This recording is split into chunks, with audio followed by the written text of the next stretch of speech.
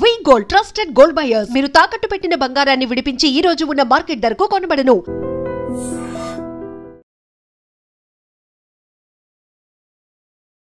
నమస్కారం, welcome to I dream. ధర్మ మార్గం విత్ విజిత కార్యక్రమానికి స్వాగతం.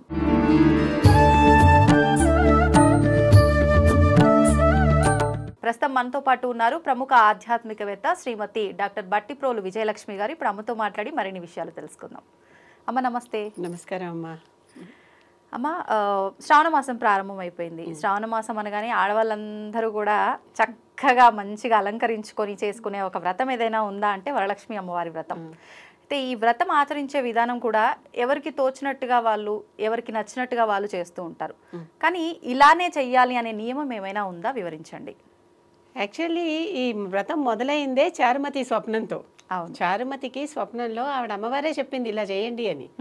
చక్కగా పౌర్ణమికి ముందర శుక్రవారం ఎప్పుడొస్తే అప్పుడు శ్రావణ మాసంలో పౌర్ణమికి ముందర శుక్రవారం నాడు నన్ను ప్రతిష్ఠ చేసి చక్కగా ఇల్లంతా శుభ్రం చేసుకుని, శుభ్రం చేసుకుని చక్కగా పెడతో అలికి చక్కగా పీఠాన్ని అంతా తయారు చేసి నన్ను దాని మీద ఆవాహన చేసి ముత్తైదులందరూ కలిసి కూర్చొని నాకు స్తోత్రం చేసుకోండి, నన్ను పూజ చేసుకోండి, చక్కగా నాకు షోడశోపచారాలు చేయండి ఇలా చేయండి అని ఆవిడ చెప్పారు. ఎలా చేయాలో కలలో చారుమతికి కనిపించి మహాలక్ష్మే చెప్పింది స్వయంగా.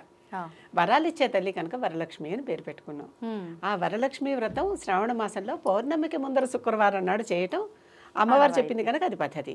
ఒక్కొక్కసారి పౌర్ణమికి ముందర శుక్రవారం ఏదో సందర్భంగా కుదరదు. ఆడవాళ్ళు కదా చేసుకోవాలి, వీళ్ళకేవో అడ్డాలు వస్తాయి, లేకపోతే ఉద్యోగంలో ఏదో ఇబ్బందులు వస్తాయి, ఏదైనా కుదరనప్పుడు పౌర్ణమికి తర్వాత వారాల్లో కూడా చేసుకోవచ్చు. నాకు తెలిసిన ఒక కజిన్ ఎప్పుడు అందరూ చేసుకునే వారం కంటే ఒక వారం ముందర చేస్తుంది.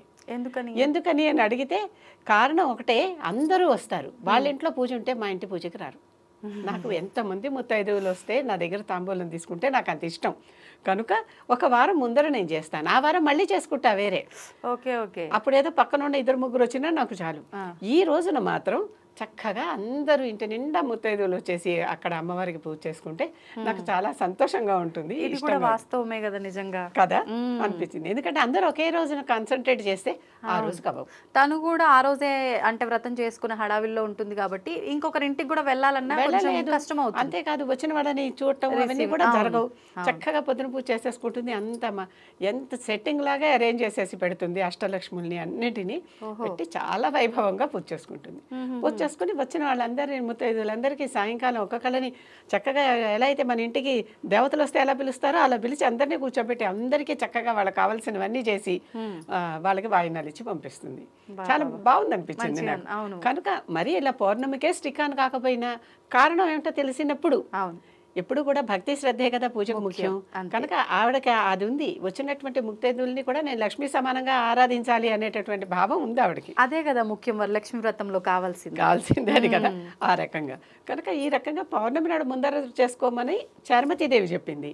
పౌర్ణమి నాడు ముందర చేసుకోవచ్చు, కానీ అన్ని శుక్రవారాలు లక్ష్మీప్రదమే కదా. అవును, చక్కగా కనుక ఏ శుక్రవారం నాడు చేసుకున్నా శ్రావణ మాసం అనే కాదు, ప్రతి శుక్రవారం కూడా ఆడవాళ్ళు చాలా ముఖ్యమైన రోజుగా భావించి చేస్తూ ఉంటారు. శ్రావణం ఇంకొంచెం స్పెషల్.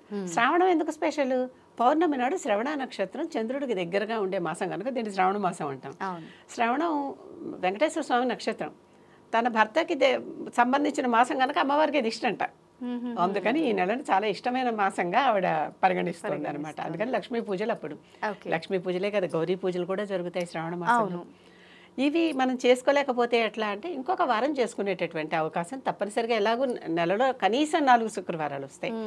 ఈ 2వ శుక్రవారం సాధారణంగా వస్తుంది, ఈసారి 3వ శుక్రవారం వచ్చింది. ఆ తర్వాత కూడా ఇంకో 2 శుక్రవారాలు ఉంటాయి.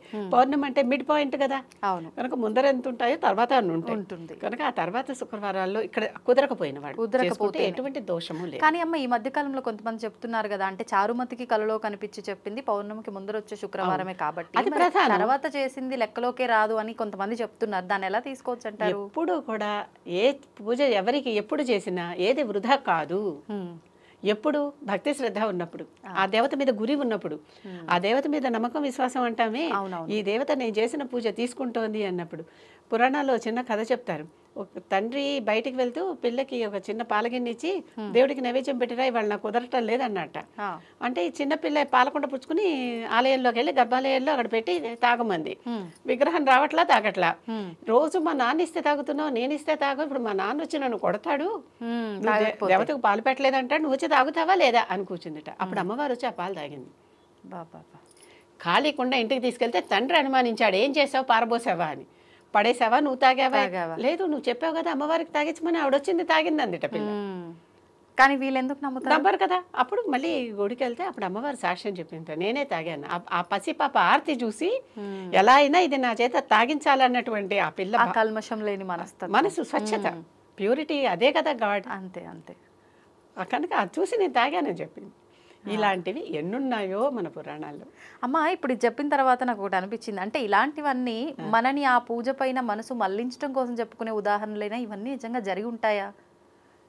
పురాణం అంటే ఏంటి? పురాణ ఒకప్పుడు జరిగింది. ఒకప్పుడు మన మామూలుగా పురాణ అంటే అర్థం ఏంటి? అంతే, పాతది, ఒకప్పుడు జరిగింది.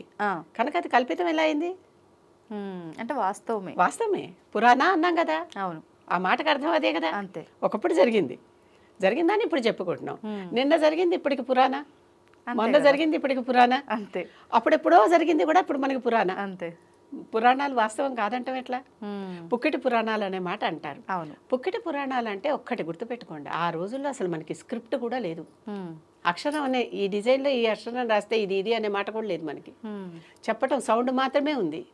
అలాంటప్పుడు మరి వాళ్ళు అలా నోటితో విని విని గుర్తుపెట్టుకుని అవన్నీ వాళ్ళు పఠించి, అందుకే పఠనం అన్నారు. పురాణ పఠనం, పురాణ శ్రవణం. అవునవును, వాళ్ళు పఠిస్తుంటే మనం వింటాం. కనుక అదే మనకు ఉన్నాయి.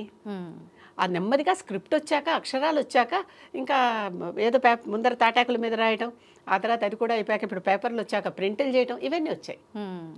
ఇలా జరిగింది. కనుక అవన్నీ కూడా జరగలేదు అంటానికి ఆ మాటలోనే అర్థం లేదు కదా. ఇతిహాసం అంటే ఇలా జరిగింది అని అర్థం.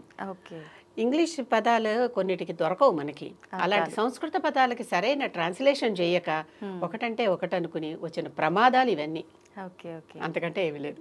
అమ్మ ఇప్పుడు వరలక్ష్మి వ్రతము అనగానే ఇందాక ఆవిడ చెప్పినట్టు అమ్మవారి రూపంలో వాళ్ళంతా వస్తున్నారు ముత్తైదులు అన్నట్టుగా ఖచ్చితంగా ఈ ముత్తైదులకు వాయినాలు ఇవ్వటము, ఇంకొకటి ఆ 9 కట్టి తోరం ఒకటి అది కట్టుకోవటము, ఇది ఖచ్చితంగా ముఖ్యం అంటూ ఉంటారు. వీటితో పాటు 9 సంఖ్య ప్రధానము వరలక్ష్మి వ్రతానికి, నైవేద్యాలు కూడా 9 అంటారు. ఇది వాస్తవమే అంటారా? కొన్నేమో ఆ అమ్మవారు నాకు నిన్ను పెట్టమని ఎప్పుడూ చెప్పలా. అమ్మవారు ఎప్పుడూ కూడా మనం ఏం తింటామో అదే పెట్టమని చెప్పింది. ఏ దేవత అయినా సరే మనం ఏం తింటామో అదే. అందుకే తిన్నాడు మద్యం మాంసం ఇస్తే తీసుకున్నాడా? అవును. దేవతలు ఎప్పుడు కూడా మీరేం తింటారో అది నాకు పెట్టండి, ఎందుకంటే అది వ్యర్థం కాకూడదు. దేవుడికి ఊరికే చూపించాం అంతేగా, మళ్ళీ తినేది మనమేగా. అవును, అక్కడ చూపు ఇక్కడే మేపు. కనుక ఈ ఉన్న ఏదైతే పెడుతున్నామో అవన్నీ మనం పూర్తి చేయగలమా లేదా? ఊరికే ఆర్భాటానికి నేను వండుకుని పారేసే కంటే నలుగురికి పెడితే తప్పులేదు. ఓపిక, యథాశక్తి అనే మాట వాడుతున్నాము ప్రతి పూజలో. శక్తి అంటే అది జేబుకి శరీరానికి కూడా అంతే, రెండిటికి. శరీరాన్ని కూడా చూసుకోవాలి. మరి శరీరం కూడా శక్తి లేకపోతే నేను 90 రకాల వంటలు వండాలంటే నేను వండగలనా అని ప్రతి వాళ్ళు ప్రశ్నించుకోవాలి, చూసుకోవాలి. వండలేము, బజార్ నుంచి తెస్తాము, దానికి ఏ పాల చుక్కో ఇలా చేసి ప్రోక్షణ చేసి ఎక్కడి నుంచో వచ్చింది కదా, ఎన్ని చేతుల నుంచి. కరోనాలో కూడా మనం అన్ని ఆ మెషిన్లలో పెట్టి తీసుకోవాలా? అలాగే కాస్త పాల చుక్క చేస్తే శుద్ధి అని. పాలు ఎందుకంటే అమ్మవారి పాల సముద్రం నుంచి వచ్చింది కనుక అమ్మ ఇది నీ జాతిదే అని చెప్పటం అనమాట. అక్కడ పెట్టడం చేసి శుద్ధి చేసుకుని గంగాజలమో పాలో చల్లి నైవేద్యం పెట్టుకోండి. అలా కూడా లేదు, పళ్ళు పెట్టండి, డ్రై ఫ్రూట్స్ పెట్టండి, చేతనైనవి అంతే. అంతేగాని శక్తి లేకుండా వండి 9 రకాల డ్రై ఫ్రూట్స్ పెట్టండి, 9 రకాల పళ్ళు తెచ్చి పెట్టండి. రోజుకో పండు తర్వాత వ్యర్థం చేయకుండా తినండి. అంతేగాని ఎక్కువగా వండి వ్యర్థం చేసుకోవటం తప్పు. అది అందరూ గమనించాలి. అందులో మామూలుగా ఆహారం వృధా చేయడమే తప్పు. ప్రసాదం ఇంకా ప్రసాదం.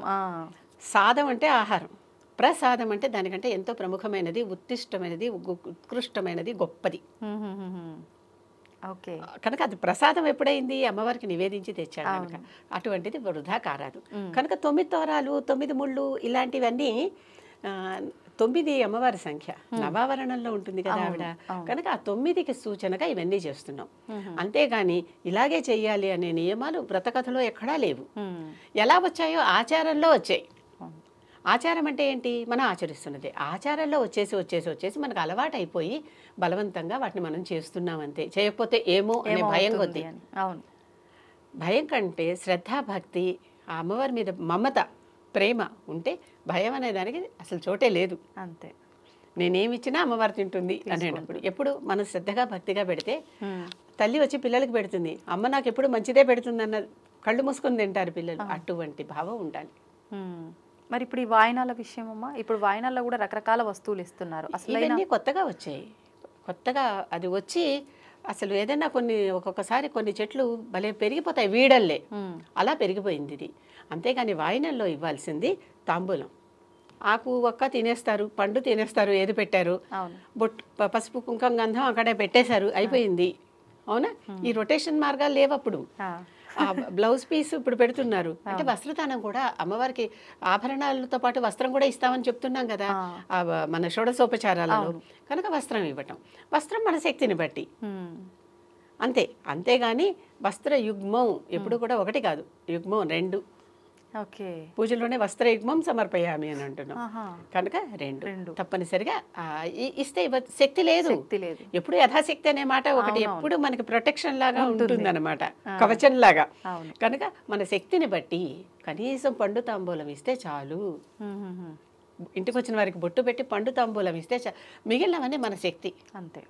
మీరు దాన్ని చక్కగా ప్లాస్టిక్ పెట్టెలో పెట్టి ఇవ్వండి, స్టీల్ పెట్టెలో పెట్టి ఇవ్వండి, బంగారం పెట్టెలో పెట్టి ఇవ్వండి, మన శక్తి స్తోమతను బట్టి, మన స్తోమత, చేసే వాళ్ళ స్తోమత. ఇప్పుడు ఈ సంఖ్యమైన చూసుకోవాలమ్మా, 3, 5 ఇట్లా ఇచ్చేది సాధారణంగా బేసి సంఖ్యలో ఇవ్వటం ఒక పద్ధతి. 3కి లేకపోతే 5 మందికి అలా.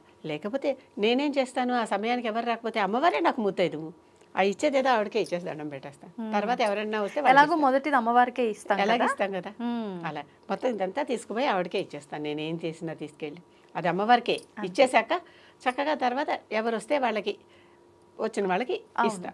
ఇది బెటర్ కదా. అంటే అప్పుడు దోషాలు ఏమున్నాయి? అవును. భయం ఎక్కడుంది ఇంకా? అవును, అన్నీ ఆవిడ తీసేసుకుందిగా. వాళ్ళ రూపంలో వచ్చేది నువ్వే అని భావిస్తున్నాం కదా, ఇంకా ఎలా అయితే ఉంది. అసలు ఇంట్లో ఉన్న ఇచ్చేది ఎవరు వాయినో, నేను మహాలక్ష్మిని అని చెప్తాం. పుచ్చుకునేది ఎవరు వాయినో, నేను మహాలక్ష్మిని. ఈ గృహలక్ష్మి వరలక్ష్మికి ఇస్తోంది. ఇద్దరు లక్ష్ములే ఇక్కడ. కనుక వచ్చే వాళ్ళందరూ కూడా లక్ష్ములే. ఆ విధంగా భావించి తీసుకుంటాం అనమాట. ఇవ్వటం కానీ తీసుకోవటం కానీ. అప్పుడు ఏ దోషాలు లేవు. భయపడితేనే ఏమన్నా అంటుకుంటుందేమో కానీ భయపడినంతసేపు చక్కగా గురువుగారు పిలిచారని పద్మపాదుడు నడిచేసి వెళ్ళిపోయాడు నీళ్ల మీద. గురువుగారు అవతల ఒడ్డు నుంచి పిలిచాడు, ఈయన నడిచేసి వెళ్ళిపోయాడు, భయం లేదు నీళ్లలో పడిపోతానేమోనని. వెంటనే గురువుగారు పాదం పెట్టిన చోటల్లా పద్మాన్ని సృష్టించాడు, ఆ పద్మాల మీద నడిచి వచ్చేసాడు. ఆయన పేరు పద్మపాదుడు. ఇవన్నీ నమ్మకం ఉండాలి అవతల వాళ్ళ మీద, అంతే. ఆ నమ్మకం ఉన్నంతసేపు భయం అనే మాటకి ఎక్కడ ఆస్కారం లేదు. ఏ పూజ అయినా సరే, ఏ వ్రతమైనా సరే. ఇక్కడ ప్రత్యేకంగా శ్రావణ మాసంలో అమ్మవారు కళలో కనిపించి ఆవిడకి చెప్పింది, ఆవిడకి చక్కగా సకల శుభాలు చేకూరాయి కనుక చేసుకుంటున్నాం. ఇప్పుడు ఈ విధానం అనేది ఎవరైనా ఆచరించవచ్చా అమ్మ? అంటే ముందర తరం వాళ్ళు ఆచరించక అంటే అమ్మవారు కళ్ళలో వచ్చి చెప్పింది. కులాచారం అని ఒకటి ఉంటుంది. కులాచారం కూడా చాలా వరకు మనకి శ్రేయస్కరం.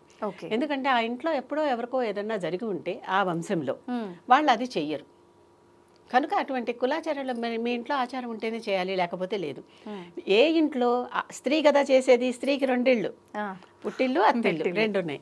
ఎవరింట్లో అయితే మనం అత్తగారింట్లో ఉంటున్నప్పుడు అత్తగారిదే ఆచారం. ఎందుకని వివాహ సమయంలో సప్తపదిలో వీళ్ళ గోత్రం మారి ఇంకో గోత్రంలోకి వస్తారు. ఆ కార్యక్రమం సప్తపది తప్పనిసరిగా హిందూ మ్యారేజ్ దాంట్లో అది జరిగి తీరాలి. ఆ తంతు ఒకటి జరిగితేనే పెళ్లి పూర్తయినట్టు. ఆ సందర్భంగా గోత్రం మారుతుంది. గోత్రం మారాక కొత్త ట్యూటలేజ్ లోకి వచ్చేసాం కదా, కొత్త ఋషి మార్గంలోకి. ఇక్కడ ఏం చెప్తే అది చేయాలి. మరి అందుకని అంటే ఈ సిద్ధాంతాన్ని మనం పాటించాలి. కానీ కొంతమంది ఇలా కూడా చెప్తుంటారు కదమ్మా, అంటే అమ్మవారిని ఆరాధించడానికి మనకు ఈ కులాలు లేకపోతే ఈ వ్యవస్థలు ఆచారాలన్నీ ఎందుకు, ఎవరికైనా అమ్మవారే. కానీ ఇక్కడ దీక్ష కంకణం కట్టుకుని తోరం కట్టుకుని చేసుకుంటున్నాం. అలాంటి దీక్ష లేకుండా మామూలు పూజ ఎవరు చేసుకున్నా తప్పులేదు, ఎప్పుడు చేసుకున్నా తప్పులేదు.